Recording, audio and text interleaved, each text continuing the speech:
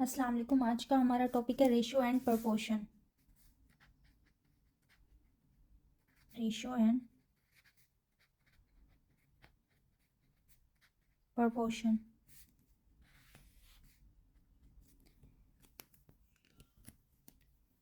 पहला एमसीक्यूज का क्वेश्चन है, find the value of x in the following proportion. और वो प्रपोर्शन है 27:72:x:8। ठीक है। Find the value of x, हमने एक्स की वैल्यू फाइंड करनी है और प्रपोर्शन हमें ये दी हुई है रेशियो 27:72 हम क्या करेंगे 27 और 72, 27:72 आ जाएगा। जो डबल रेशियो है इसका मतलब है इज इक्वल टू, ठीक है, x:8 आ जाएगा। फिर हम क्रॉस मल्टीप्लीकेशन करेंगे। जो x है ना, अब देखें x के जो नीचे वाली वैल्यू है ना वो है 72। 72 नीचे रहती होती है और ये जो 27 और 8 है ये मल्टीप्लाई हो रहा है, 27 मल्टीप्लाई बाय 8। ठीक है, इसको मल्टीप्लाई करके डिवाइड करके जो आंसर आएगा वो उसका बेस्ट ऑप्शन होगा। ओके, नेक्स्ट क्वेश्चन है फाइंड, ये तो इजी वाला एमसीक्यूज था, अभी हम आगे करते जाएंगे ना डिफरेंट सिचुएशन वाले, डिफरेंट स्टेटमेंट वाले। नेक्स्ट क्वेश्चन है फाइंड a third proportion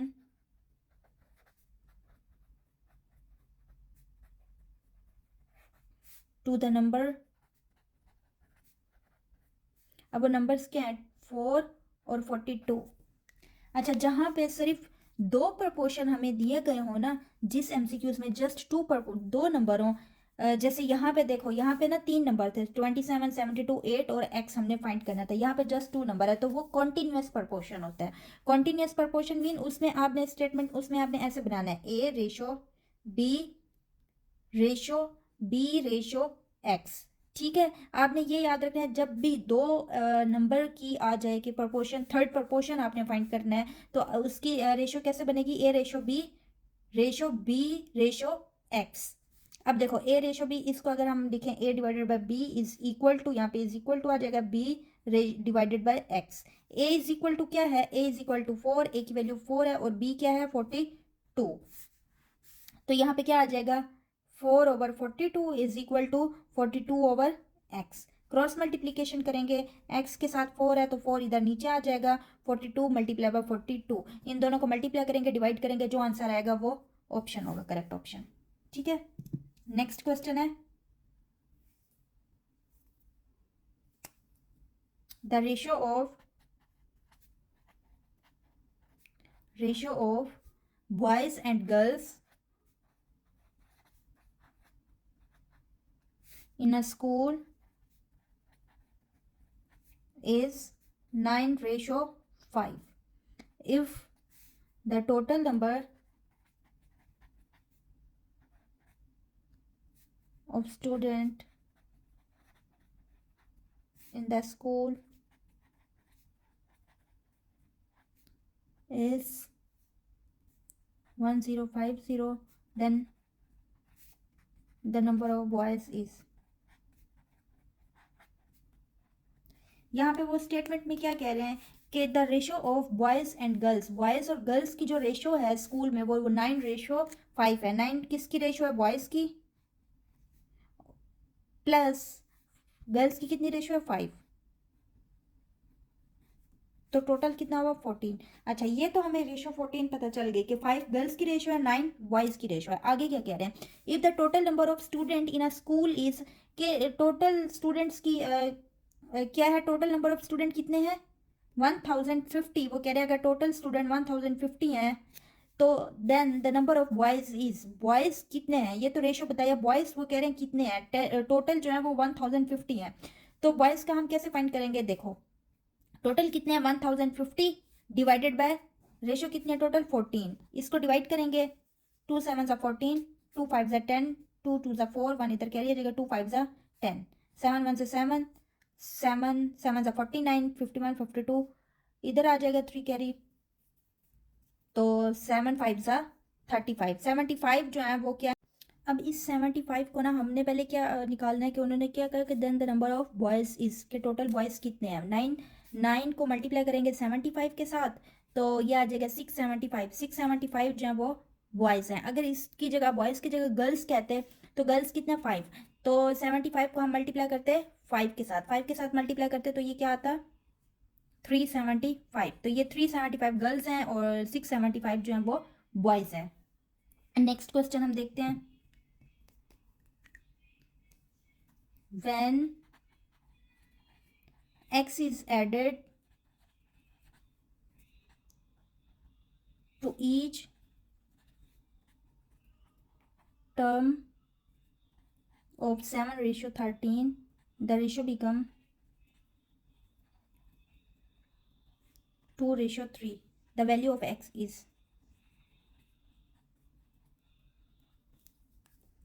यहाँ पे क्या कह रहे हैं क्वेश्चन में when the x is added to each term of 7:13।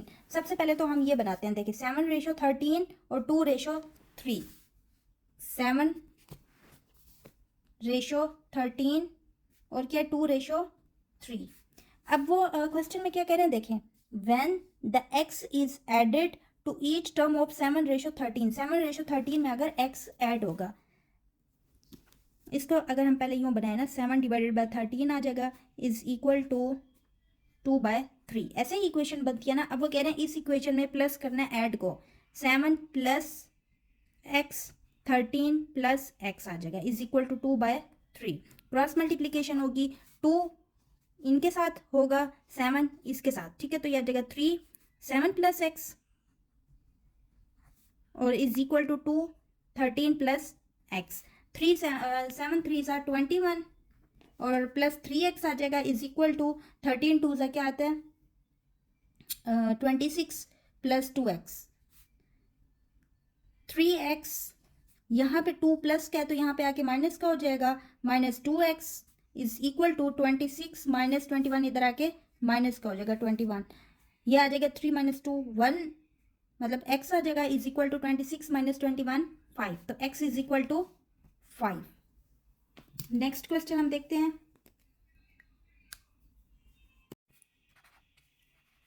A mixture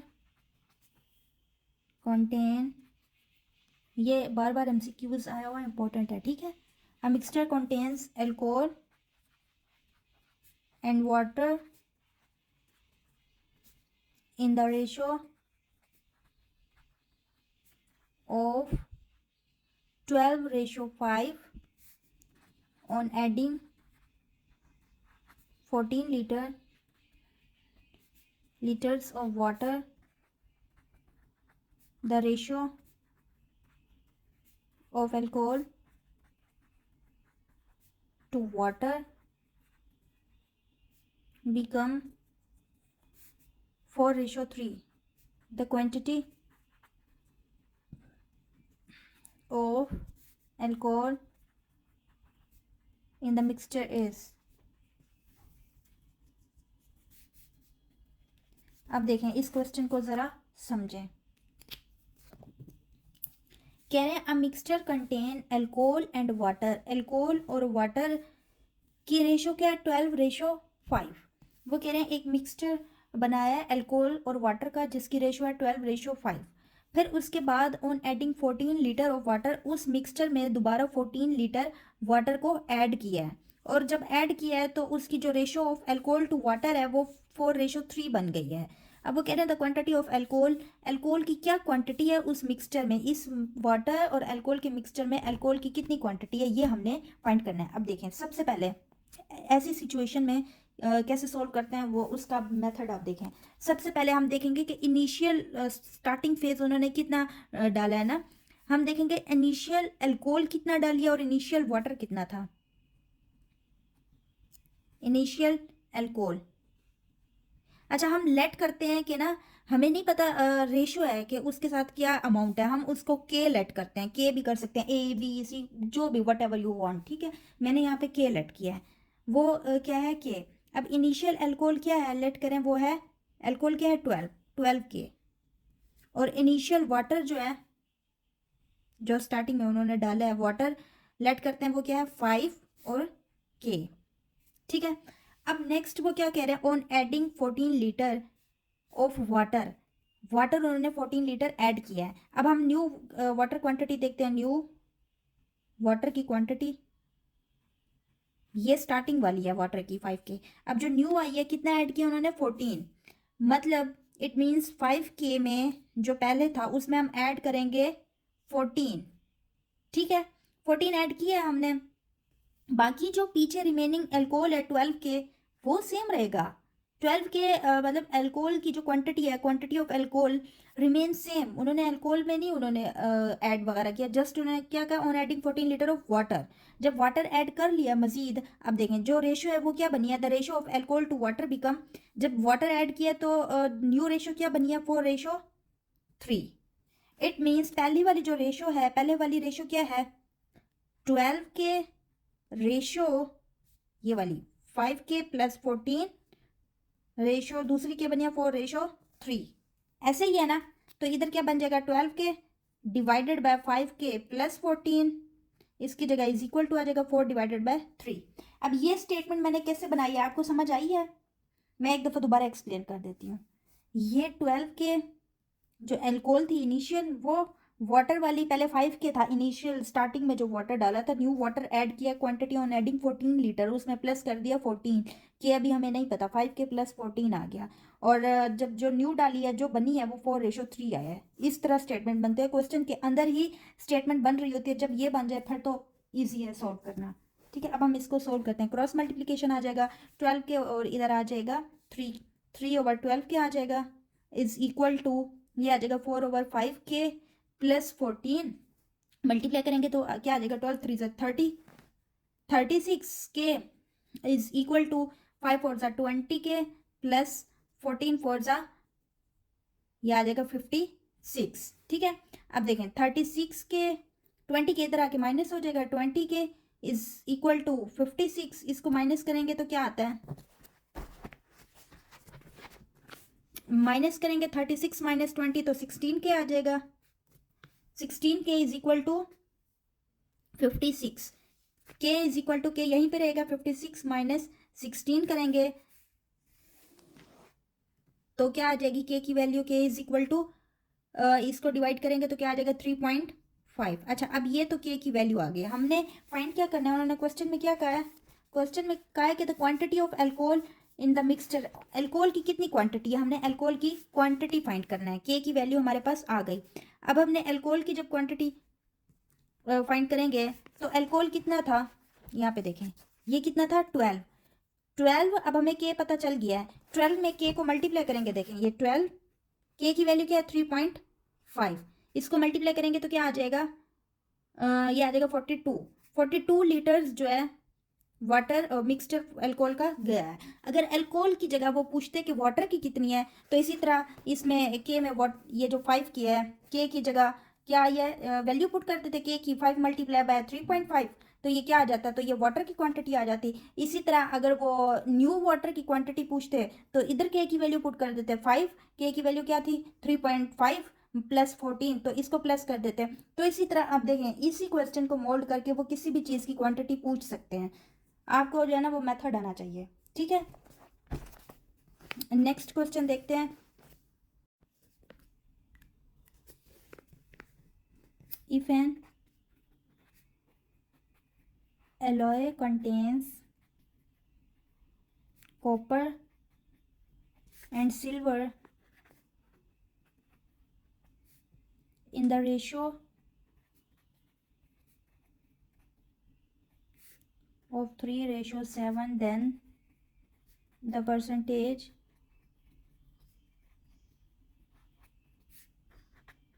quantity of silver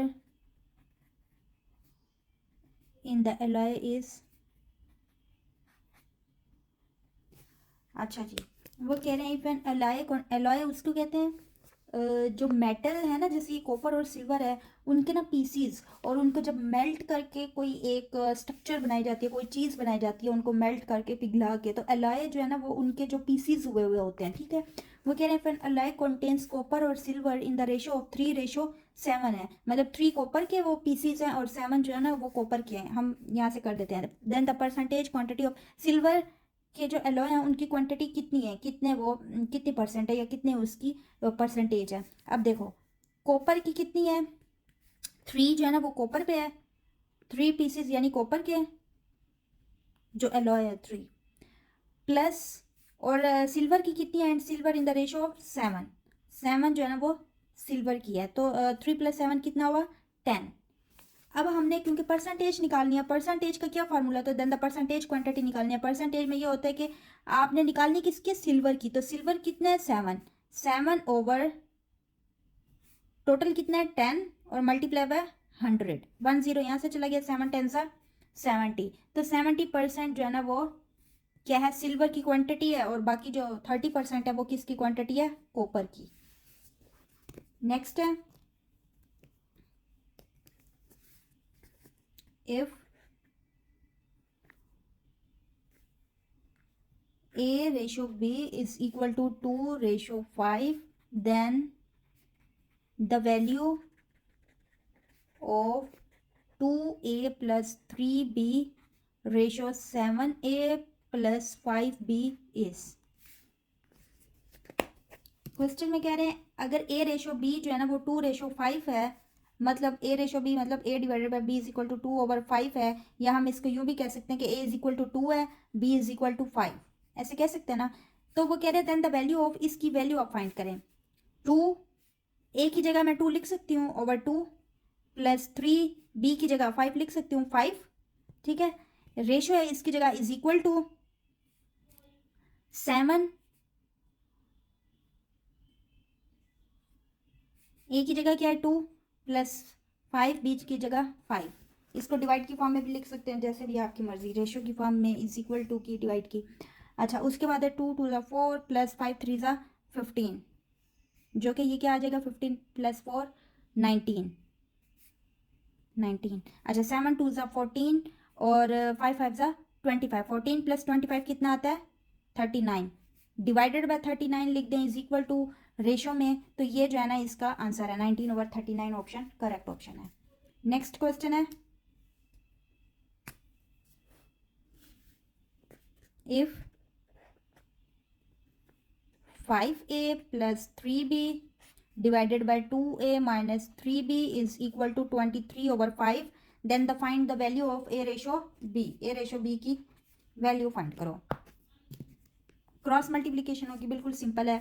ये इधर आ जाएगा तो 5A प्लस 3B, ये इसके साथ होगा ना मल्टीप्लाई, इज इक्वल टू 23, इधर आ जाएगा तो 23 मल्टीप्लाई होगा 2A माइनस 3B, बिल्कुल ही सिंपल है। इसको मल्टीप्लाई करेंगे तो 5 5 25A आ जाएगा, और ये प्लस आ जाएगा 15B is equal to 23 2 46A minus 69B, 15B 69B इधर आएगा तो प्लस का हो जाएगा, 69B आ जाएगा is equal to 46A, 25A minus होके इधर आ जाएगा 25A आ जाएगा, और इसको प्लस करेंगे तो 84B इज इक्वल टू ये आ जाएगा 21A।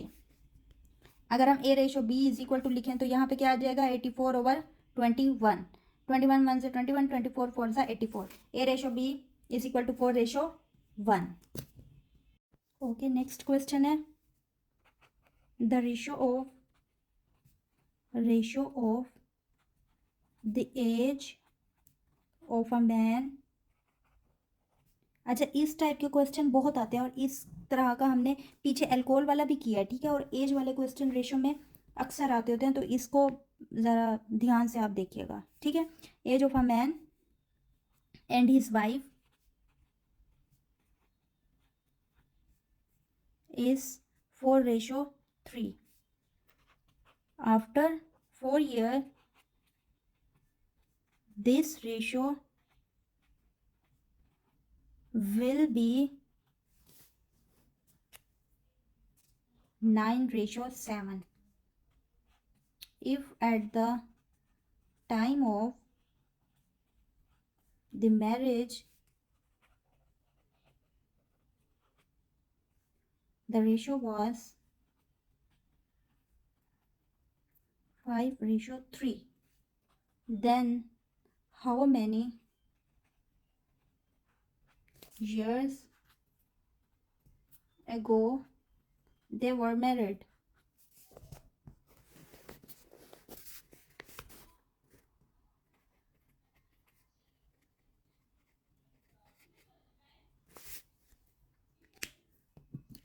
अब आप ज़रा इस क्वेश्चन को समझें। सबसे पहले वो कह रहे हैं the ratio of age of the man and his wife is 4:3। पहले तो हमने एज पता करनी है 4:3 के, उसकी आदमी की और उसकी बीवी की एग्जैक्ट एज क्या है। फिर उसके बाद हमने क्या फाइंड करना है, एक तो हमने ये आप देना सबसे पहले देखते जाना कि हमने फाइंड किया क्या करना है। उसके बाद आगे वो कह रहे हैं आफ्टर 4 ईयर, 4 साल के बाद इस एज के जितनी भी वो करंट हैं उसके 4 साल बाद जो उनकी रेशो है, मतलब उनकी एज बढ़ गई है। ठीक है, अच्छा ये हमने बताना है। If at the time of the marriage, मतलब जब उनकी जिस टाइम उनकी शादी हुई थी, अब हमें नहीं पता उनकी शादी कब हुई थी, एम फॉर एग्जांपल उनकी उस टाइम रेशो थी ये, पता नहीं क्या रेशो थी। And how many years ago, और कितने साल हो गए हैं उनकी शादी हुए हुए।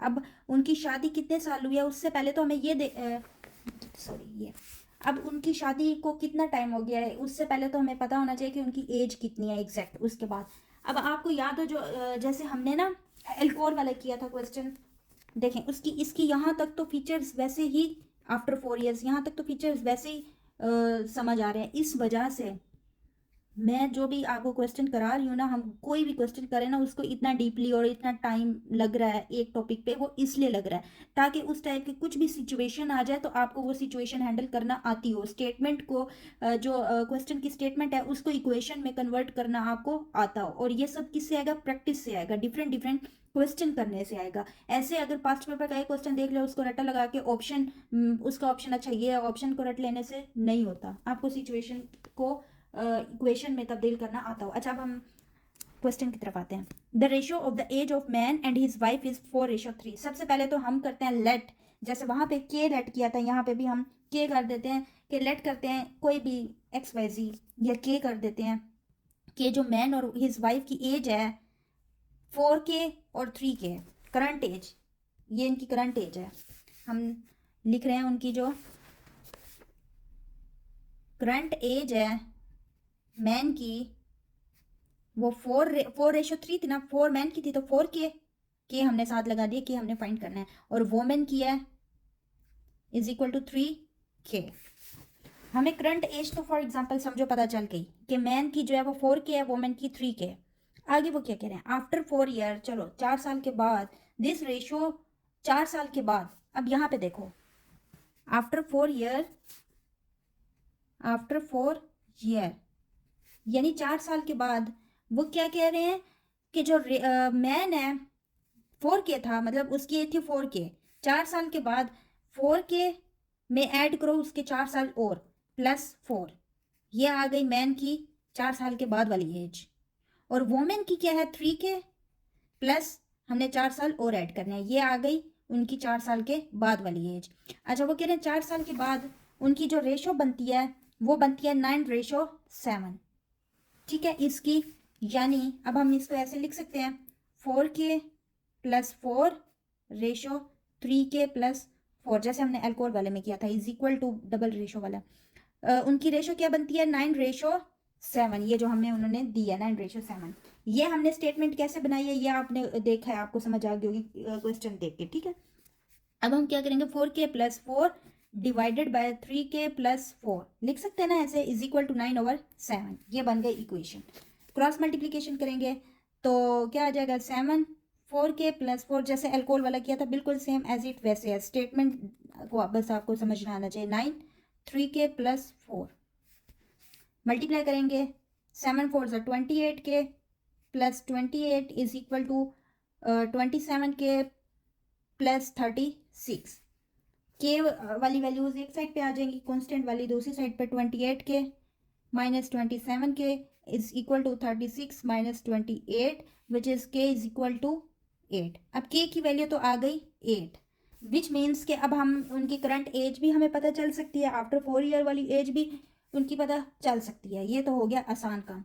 4 पुट करेंगे के की वैल्यू 8, 4 8 सा 32, मतलब आदमी की एज है 32 मैन की, और वुमेन की कितनी हो जाएगी 3 की वैल्यू का 8, और ये आ जाएगा 3 8 सा 24, और मैन की एज वुमेन की क्या है 24। अगर क्वेश्चन में वुमेन की पूछे तो देखें आ गया, सॉरी अब नजर आ रहा होगा, वुमेन की पूछे तो नजर समझ आ गया 24, मैन की पूछे तो ये। लेकिन उन्होंने क्वेश्चन में आगे देखना ट्विस्ट करके क्या पूछा है, यहाँ तक अभी हमने सोल्व कर लिया। आगे वो कहते हैं if at the time of the marriage the ratio was, अब हम मैरिड की बात कर रहे हैं, अब लेट करते हैं हम इससे आगे, ठीक है। अब हम लेट कर रहे हैं, लेट करते हैं कि उनकी मैरिज हुई, शादी हुई, सॉरी एम ईयर में, एम ईयर अगो। अब हमें नहीं पता, कोई भी चीज़ हम एक्स कर सकते हैं कि एम साल पहले उनकी शादी हुई, तो वो क्या कहते हैं, अच्छा शादी मतलब 32 को माइनस करेंगे उसकी शादी के दिनों की, ऐसे ही ना, और वोमेन के लिए 24 माइनस एम करेंगे, और उन्होंने क्या कहा जब उनकी शादी हुई उस टाइम रेशो थी 5:3, विच इज़ इक्वल टू हम 5:3 आ गया। फिर वहीं क्रॉस मल्टीप्लीकेशन आ जाएगा 32 minus M is equal to 5 24 minus M, multiply करेंगे 32 3 सा ये आ जाएगा 6 3 3 सा 9 minus 3m is equal to 120 minus 5m। M वाले इधर आ जाएंगी, वैल्यूज कॉन्स्टेंट इधर आ जाएगी, माइनस वाली इधर आएगी तो प्लस हो जाएगा m माइनस 3m, 120 माइनस 96 यह आ जाएगा 2m is equal to, minus करो तो क्या आता है 24, और m is equal to 24 divided by 2, 2 1 से 2, 2 1 से 2, 2 2 से 4, 12। तो उनकी शादी को कितने साल हुए हैं 12 ईयर्स, 12 ईयर्स उनकी शादी को हो गया, तो 12 ऑप्शन इज करेक्ट ऑप्शन। इसी तरह अब देखें इस स्टेटमेंट पे कोई भी एज, किसी की भी एज भी पूछ सकते हैं, आपको एज भी फाइंड करने का तरीका आ गया कि किस तरीके से हम फाइंड करते हैं। अगर कितने ईयर्स हो गए शादी को तो आपको अब सॉल्व करने का तरीका आ गया है। ओके नेक्स्ट है if 15% of X is the same as 20% of y, then x ratio y is, x ratio y की वैल्यू क्या होगी। बहुत ही सिंपल है, इजी है। इफ 15% ऑफ x, ऑफ मतलब होता है मल्टीप्लाई, 15 में मल्टीप्लाई करना है x is the same as 20 is equal to आ जाएगा 20 में ऑफ y, y पुट करना है is equal to x ratio y क्या आएगा, तो देखें x ओवर y आ जाएगा इज इक्वल टू 20 ओवर 15 आ जाएगा, 5 3 15 5 4 20, x ratio y is equal to 4/3% आएगा। ठीक है, बिल्कुल ईजी था। नेक्स्ट क्वेश्चन है,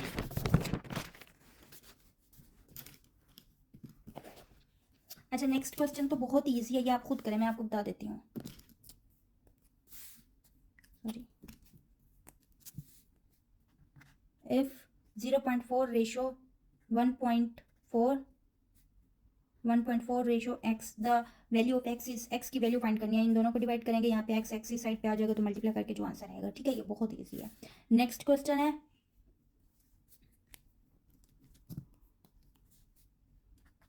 द एवरेज एज ऑफ, देखें अब ये दोबारा एज वाला आ गया है, age of 3 boys is 25 years and their ages are in the proportion of 3:5:7. The age of youngest boy is, अच्छा वो क्या कह रहे हैं क्वेश्चन में, वो कह रहे हैं कि एवरेज एज, 3 लड़के हैं, एवरेज एज उनकी क्या है 25, और उनकी एज प्रोपोर्शन में क्या है 3:5:7। वो कह रहे हैं सबसे यंगेस्ट बॉय की क्या एज है। क्या करेंगे, सबसे पहले तो 25 है एवरेज एज है, उनको मल्टीप्लाई करेंगे, टोटल कितने बॉयज़ हैं 3 बॉयज़ हैं, तो 25 मल्टीप्लाई 3 आ जाएगा 75।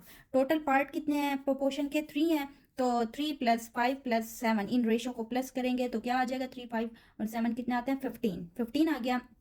अब 75 एवरेज है और 15 को डिवाइड करेंगे तो क्या आ जाएगा 5 3 15 3 5 ज़ा 15, 5 आ जाएगा।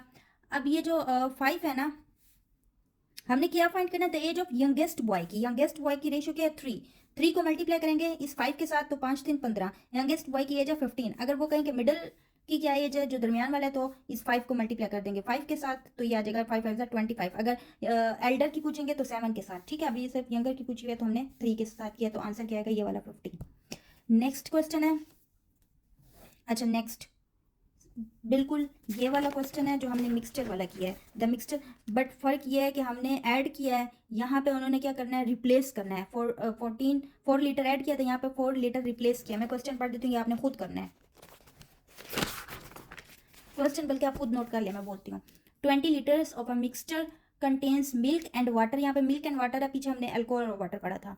Milk and water in the ratio of 5:3। If 4 liter of the mixture are replaced by the 4 liter of milk, the ratio of milk to water in new mixture will become, क्या होगा, अब ये आपने खुद सोल्व करना है, ठीक है। आज के लिए इतना था, और कल हम देखेंगे परसेंटेज के एमसीक्यूज जितने भी पास्ट पेपर में आए हैं और जितने भी डिफरेंट सिचुएशन में डिफरेंट स्टेटमेंट में आ सकते हैं, वो हम कल देखेंगे। ओके।